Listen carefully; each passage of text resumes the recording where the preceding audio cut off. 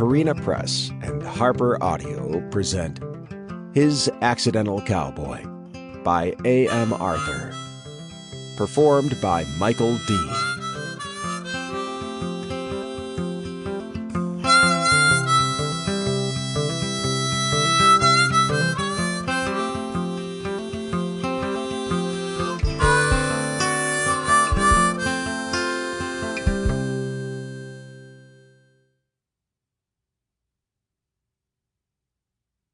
For Alyssa, I am forever grateful for your keen editorial eye and generous insights.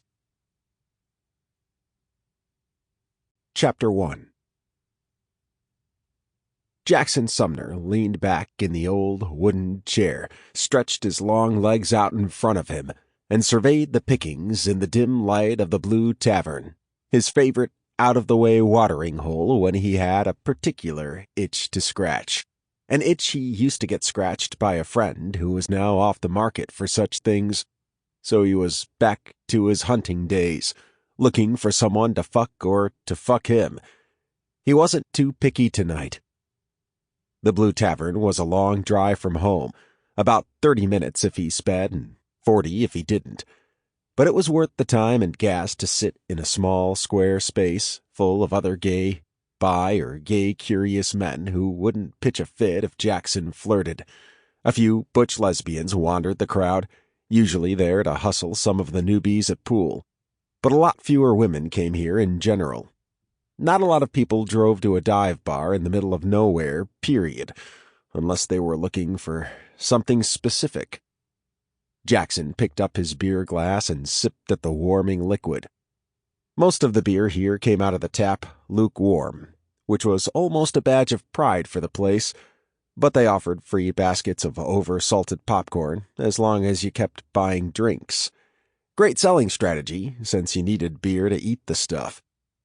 He rested his jacketed arm on the edge of the small, round table, having learned a long time ago to never put his bare skin on those tabletops. The familiar scents of beer, sweat, and cigarette smoke filled the air. Three things that were oddly comforting as a combination, considering his history. Not a lot was churning in the waters tonight, though, which sucked. He'd come out for a reason, and while he wasn't above fucking someone he wasn't much attracted to, he wasn't in the mood for that. Sure, it had been a few months since his last fuck buddy had called things off, so he really shouldn't have still been hung up on the guy, but their arrangement had lasted for 4 years. Hard to say goodbye to someone after so long, especially when said fuck buddy had always made Jackson feel seen and present in the sex they were having. But the guy had a boyfriend, and they were living together, and Jackson truly did wish them well. The people in his life were happy, and that helped. Helped on the lonely nights when he thought about walking into the wilderness surrounding the small towns of Clare County and not coming back. Except Dog kept him firmly at home or at work.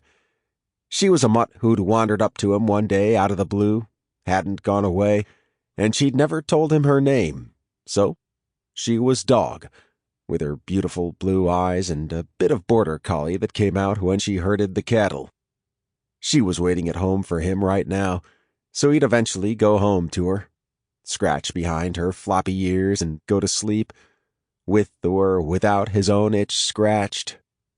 A shadow fell over his table from the right. Jackson looked up at a stocky man with a full, trimmed beard, a red flannel shirt, and a cigarette dangling from the same hand that somehow held a beer bottle by the neck. The dexterity was promising, but Jackson wasn't in the mood for a bear tonight. "That chair over there looks lonely," the stranger said with a flirty smile. "Mind if I sit in it?" Jackson relaxed his expression so his response came out more joking than annoyed. "Not at all, so long as you take it to another table." He grunted and moved on. Jackson didn't watch to see where he went, more interested in a small commotion near the door. The bar was maybe 2,000. Sample complete. Ready to continue?